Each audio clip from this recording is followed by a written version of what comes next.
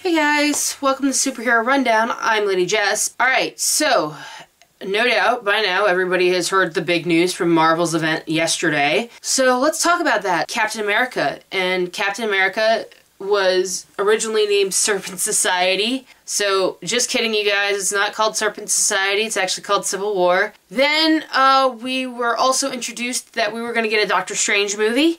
Doctor Strange. Oh my god, I'm really excited. Doctor Strange is the Sorcerer Supreme. He is the, well, at least until Brother Voodoo took over, and I don't know if Stephen Strange is still the Sorcerer Supreme anymore, or if Dr. Voodoo is still Sorcerer Supreme. It's a little complicated. I haven't actually read anything having to do with Doctor Strange since Brother Voodoo took over for Sorcerer Supreme. I'm really excited about it. We really do need a magic user in the Marvel Universe who's not the Scarlet Witch. And Sorcerer Supreme is a great place to start. They're apparently in final contract negotiations with Benedict Cumberbatch. I'm not entirely sure how I feel about it. I like Benedict Cumberbatch, but I think he's overplayed. I've only seen him in Star Trek Into Darkness, and I hated that movie, and he's pretty good in BBC Sherlock. But other than that, then I would have accepted somebody like Aidan Gillian, who plays Littlefinger on Game of Thrones, or, you know, anybody who... You know, because Marvel's really good at casting unknowns, which I'll talk about when we get to Black Panther. Because final contract negotiations inevitably can go wrong, and Benedict Cumberbatch can go, well, you're not giving me enough money, so fuck that. So, Thor Ragnarok is gonna be amazing. I can't wait. Ragnarok is, for those of you who don't know, in Norse mythology, that's basically the death of all the gods. Thor kind of dies. Loki kind of became a woman, so if Tom Hiddleston wants to dress in drag, I'm completely fine with that. Then after that, we're getting Black Panther. Black Panther, we have a Black Panther. Chadwick Boseman, for those of you who don't know, if you've seen Draft Day with Kevin Costner, or he was Jackie Robinson at some point, he's been in quite a few TV shows. He's a relative unknown, which is what I really like about the Marvel Universe.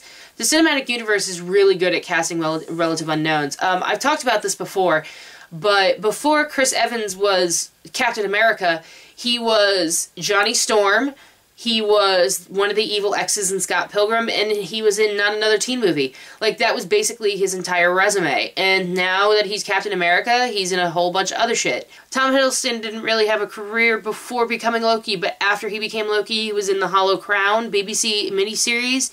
He was in War Horse. He was in Midnight in Paris. He's done a whole bunch of roles since becoming Loki. You know, Marvel's really good at picking people that they know will fit the character, and then basically launching their career based on that specific character.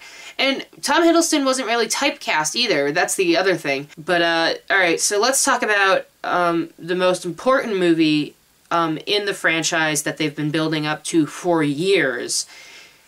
Avengers Infinity War. Now, with Infinity War, they're splitting it into two movies, and a lot of people are like, oh great, they're going to split it into two movies. But no, this is a really good idea for three reasons.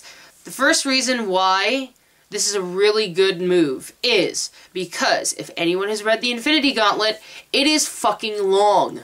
Okay, and splitting it into two movies is a good idea. I mean, honestly, yeah, they're going to be a year apart, but if you've read the Infinity Gauntlet, if they tried to put it into one movie, it'd probably be an 8-hour movie, and as much as we would all like that, and that would be really awesome, marketing-wise, they can make more money off of two movies. That's basically the second reason.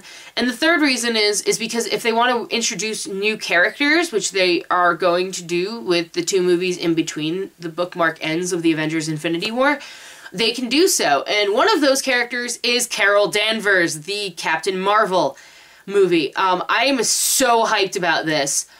In terms of like what's going on with the Marvel Universe, I'm kind of, you know, I'm really excited about it, but at the same time, if you're going to tell me that Carol Danvers is your most powerful being in the cinematic universe, I'm kind of like, Thanos? Thanos is your supervillain. Like, this is the guy you've been building up to for 3 years. Come on, guys, really? Yeah, that's kind of my feeling on that. But then we're going to get into Inhumans. And Inhumans is a really good step in the right direction of expanding the universe after Guardians of the Galaxy 2, which is the other one I missed. It's Guardians of the Galaxy 2. I'll go back to that in a second. Black Bolt is a very powerful guy. He basically his voice is very powerful, not because he can not talk, which is like his shtick, but also because, you know, it's basically the equivalent of setting off a thermonuclear device when he speaks. So when he speaks, like, even when he whispers, he can level a city with no problem. So, you know, you need somebody who's commanding and royal looking, like Black Bolt would be in a mask, because Black Bolt does wear a mask, but at the same time have enough presence to command without actually, you know, saying a damn thing. Medusa, his wife, speaks for him a lot. Boseman looks very regal. He looks like a Black Panther. He has a royal bearing that I can get behind, which is kind of nice. And then Guardians of the Galaxy 2, which is going to be before the Infinity Gauntlet, which makes sense, is going to be, you know, the sequel to Guardians of the Galaxy, which if you haven't seen yet, go check it out because it's pretty awesome. It's got something for everyone. You know, it's not the kind of Guardians of the Galaxy that I was used to, but it's a pretty cool movie, and it's a really great way of, you know, introducing the space universe. Then after, that's going to be before Infinity Gauntlet. I think that's in between Black Panther and Thor Ragnarok, I'm pretty sure. Just so you know, I'm running on, like, 4 hours of sleep, like, maybe a little bit more than that, so I'm a little tired right now. But Infinity War is going to be really awesome because we saw the promo image of Thanos with the Infinity Gauntlet, which is kind of awesome. We've already seen 3 of the stones in the Marvel Cinematic Universe, and that is the Tesseract, the Aether, and that really cool purple stone that we saw in Guardians of the Galaxy. But the 6 Infinity Stones are Soul, Time, Reality, Mind, Power, and my prediction is that Strange is going to have one, definitely. He's going to have the Soul Gem, probably. So Doctor Strange is probably going to have a stone, or we're at least going to see one in Doctor Strange. My other prediction is probably Guardians 2 will see another stone. And probably at the end of Thor Ragnarok is when Thanos is going to probably steal the Infinity Gauntlet, and that's probably going to be pretty badass after Ragnarok happens. No doubt by now everybody's seen the Ultron trailer. I'm really excited about that, but it looks like Hulk is broken in that movie. According to Mark Ruffalo, Banner and Hulk are at odds at this point in the film.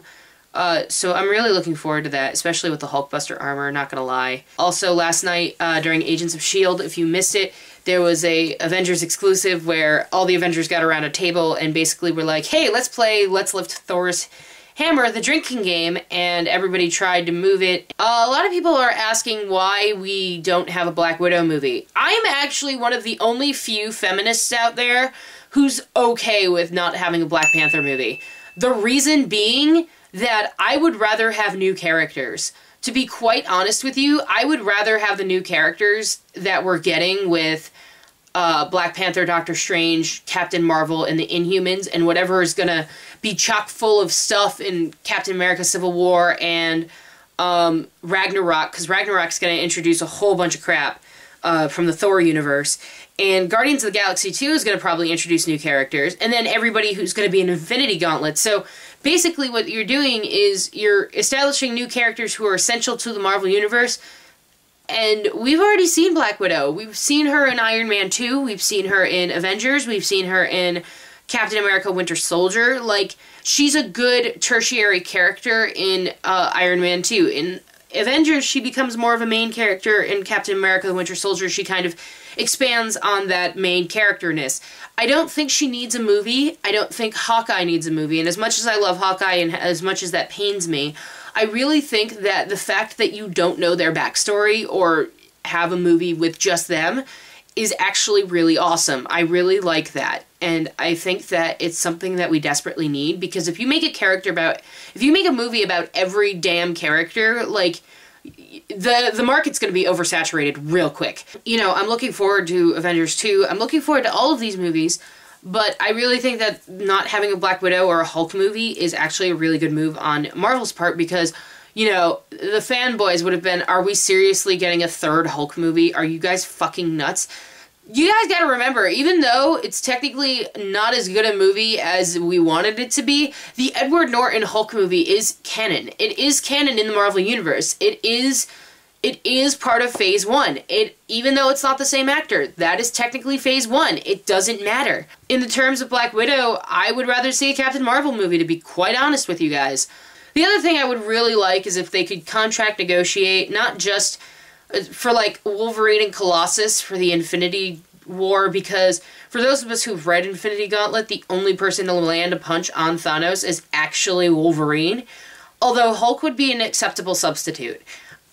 Given Hulk's powers, I would accept it as a substitute, but anyone else, I would be like, no, get the fuck out. Death. How are they going to do Death? Hopefully it's CGI. I don't want a woman to play Death, honestly. I want her to just be entirely motion capture because she's supposed to be the personification of death. A lot of people are talking about Channing Tatum being Gambit. I really hope he's the Horseman of Death. If we're doing Apocalypse, we need the Horseman. That's basically how that works. The Apocalypse movie, I hope we see Mr. Sinister. That's like a thing that needs to happen. I would really enjoy that a lot. A lot. So basically, to sum up, we got a lot of good movies coming out. They announced like 10 movies yesterday, I think. Or 9 movies, but there's going to be 10 in Phase 3. So after Ultron, which is the end of Phase 2, you have Ant-Man, Cap Civil War, Doc Strange, Thor Ragnarok, Guardians 2, Black Panther, Infinity War Part 1, Captain Marvel, The Inhumans, and Infinity War Part 2. So they announced 9 movies yesterday, but there are going to be 10 movies in Phase 3. I'm really looking forward to this. Anyway, this has been Superhero Rundown. I'm LadyJess. I will catch you guys in December when we do the first part of Season 1 of Agents of S.H.I.E.L.D.